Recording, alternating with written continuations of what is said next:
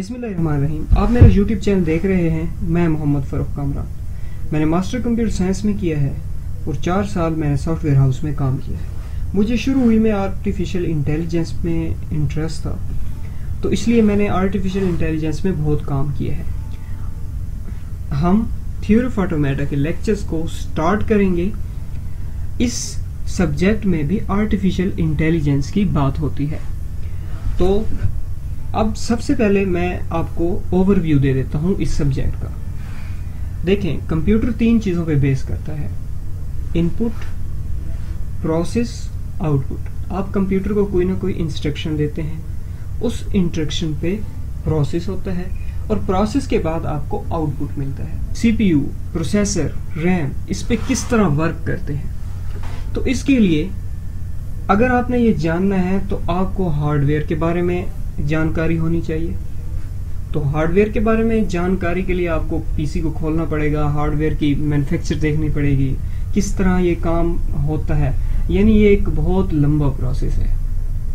तो इसके लिए उन्होंने एक हल निकाला जो कि थ्योरेटिकली आप इसको स्टडी करेंगे। यानी हार्डवेयर को थ्योरेटिकली स्टडी करने का दूसरा नाम भी थ्योरी ऑफ ऑटोमेटा है कि एक मशीन किस तरह वर्क करती है। इस सब्जेक्ट में हम पढ़ेंगे किस तरह इनपुट पे प्रोसेस होता है और किस तरह हमें आउटपुट मिलता है। ये भी हम इसी सब्जेक्ट में पढ़ेंगे। आइए चलते हैं लेक्चर की जानिब और हम इस पहले लेक्चर में हम इसकी डेफिनेशन पढ़ेंगे। थोड़ा सा ओवरव्यू आपको कंपाइलर के बारे में दूंगा और इसके साथ जो भी यहाँ पर एमसीक्यूज जो कि इम्पोर्टेंट एमसीक्यूज हैं वो आपको बताऊंगा साथ साथ। तो इस चैनल को आपने सब्सक्राइब करना है, लाइक करना है। मैं ये आपसे वादा करता हूँ कि वीडियो के एंड पर आप आर्टिफिशियल इंटेलिजेंस के बारे में बहुत कुछ जान सकेंगे और आप एक अच्छे प्रोग्रामर बनेंगे। तो चलते हैं अपने लेक्चर की जानिब।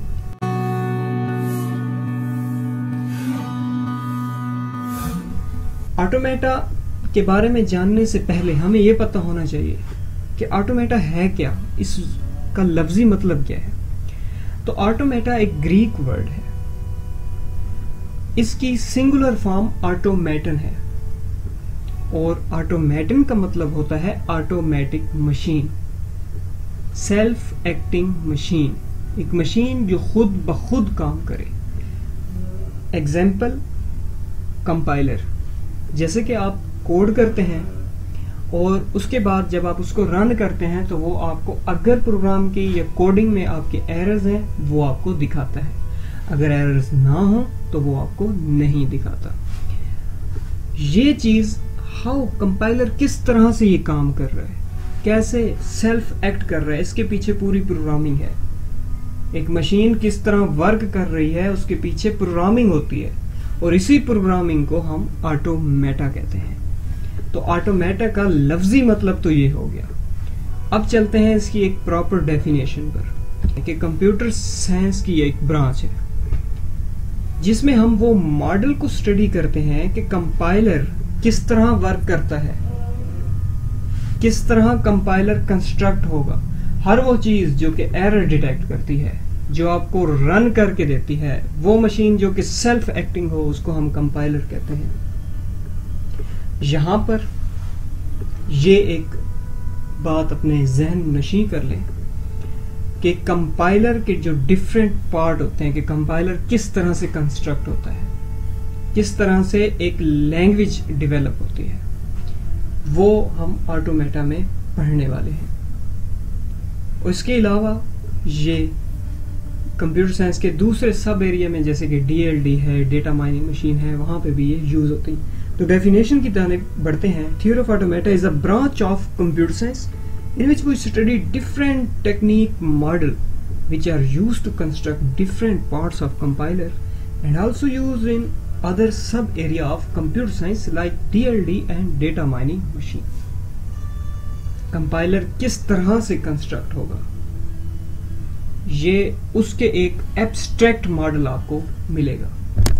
ये इसकी हो गई डेफिनेशन। और अगर आपने इसकी सिंपल सी डेफिनेशन देनी है तो वो भी है, automata is the study of abstract machine and why automata can solve computational problems. अब यहाँ पर automata is study of abstract machine. Abstract कहते हैं जब आप किसी चीज का स्केच बनाते हो, जैसे कि आप बिल्डिंग बनाते हो तो उसके पहले आप एक नक्शा तैयार करते हो, एक मैप बनाते हो। तो एब्स्ट्रैक्ट का मतलब अब sketch banana, abstract machine. And by automata can solve the computational problem. Computational problems वो जिसमें आप इनपुट देते हो और वो उस पर प्रोसेस करके आपको आउटपुट देता है, जैसे कि सम का प्रोग्राम हो गया, कैलकुलेटर इसकी एग्जांपल है। ये कंप्यूटेशनल प्रॉब्लम्स हो गई। एक एमसीक्यूज जो कि कई बार आ चुका है कि in 1936 Alan Turing gave the model for how to read and write the data on tape. 1936 में एलन ट्यूरिंग, ये एक ट्यूरिंग मशीन का एक अलग से टॉपिक है, ये आपको एंड पर पढ़ाया जाता है, यानी कि एंड वाले जो चैप्टर होते हैं थ्योरी ऑफ ऑटोमेटा में, उसमें एक ट्यूरिंग मशीन का भी टॉपिक है, तो वो हम वहां पर पढ़ेंगे। लेकिन ये इसलिए यहाँ पे कोट किया गया है आपके लिए कि आपके जहन में हो कि ट्यूरिंग मशीन भी हमने पढ़नी है। तो इसने ये मॉडल दिया था कि टेप के ऊपर किस तरह से डेटा रीड होगा और किस तरह से राइट होगा। मतलब ये कि जब आप सीडी लगाते हो तो सीडी पर डेटा किस तरह से, सीडी पर आता है डेटा और किस तरह से वो डेटा हमारे कंप्यूटर में आता है, यानी सेव किस तरह से होता है, रीड और राइट किस तरह से होगा। ये एलन ट्यूरिंग ने हमें ट्यूरिंग मशीन का एक मॉडल दिया था। इसके बाद हम बढ़ेंगे, कंपाइलर का ओवरव्यू आपको देता हूं, क्योंकि हमने कंपाइलर की जाने बढ़ना है। और कंपाइलर से आप आपने ये मुराद निकाल दें जहन से कि जैसे कि आप कोड करते हो, फिर उसके बाद वो आपको एरर निकाल के देता है, ये चीज आपने आप कंपाइलर का स्पेसिफिक नेम उसको दिया हुआ है। लेकिन कंपाइलर से मुराद हर वो चीज, हर वो मशीन रिस्पॉन्सिबल है कि वो एरर निकाले, एरर डिटेक्ट करे, जो आपने इंस्ट्रक्शन दी हैं वो इंस्ट्रक्शन करे। आर्टिफिशियल इंटेलिजेंस, ये ओरिजिनल मतलब है कंपाइलर का, यानी कंपाइल करना। तो कंपाइलर की जो टॉपिक है इसको आगे जाके हम डिटेल में पढ़ेंगे, लेकिन यहाँ पर ओवरव्यू देना बहुत जरूरी है। कंपाइलर के दो पार्ट हैं, एक एनालिसिस फेज, एक synthesis phase. Analysis phase responsible to analyse the source program. जो आप सोर्स प्रोग्राम देते हो, सोर्स प्रोग्राम जो आप लिखते हो, जो कोडिंग करते हो, उसको सोर्स प्रोग्राम कहते हैं, उसके रिस्पॉन्सिबल होता है ये। और लेक्सिकल एनालिसिस फेज रिस्पॉन्सिबल है सिमेंटिक एनालिसिस फेज का, सिंटैक्स एनालिसिस फेज, ये एनालिसिस फेज में काम सरंजाम होंगे।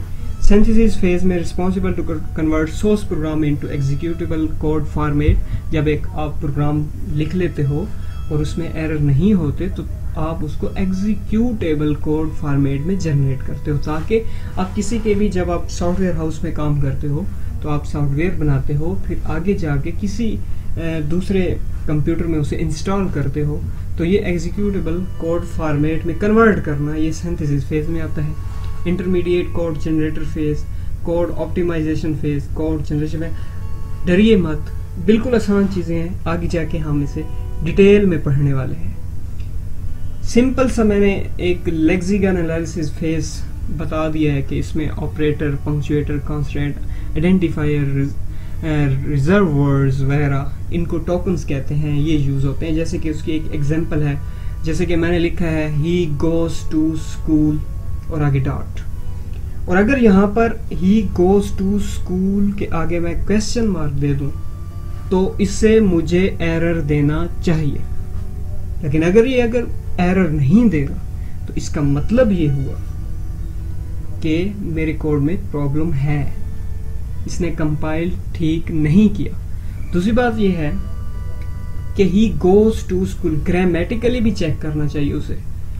ही गोज टू स्कूल, तो ये सेंटेंस देख के मुझे पता चल रहा है कि ये प्रेजेंट इंडेफिनिट का सेंटेंस है। सिंगुलर नाउन के साथ वर्ब की पहली फॉर्म हो तो SEIS का इजाफा होता है, तो यहाँ भी ठीक है।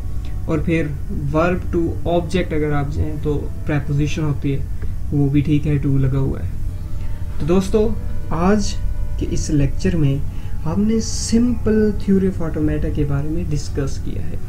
आने वाले लेक्चर बहुत इंपॉर्टेंट है, फीडबैक ज़रूर दीजिएगा। तो इंशाल्लाह ताला हम लोग कोशिश करेंगे कि आप लोगों तक टू द पॉइंट और कंसेप्चुअल स्टडी हो, ताकि आप 100% मार्क्स ले सकें और कंसेप्ट आपका क्लियर हो। Thank you very much.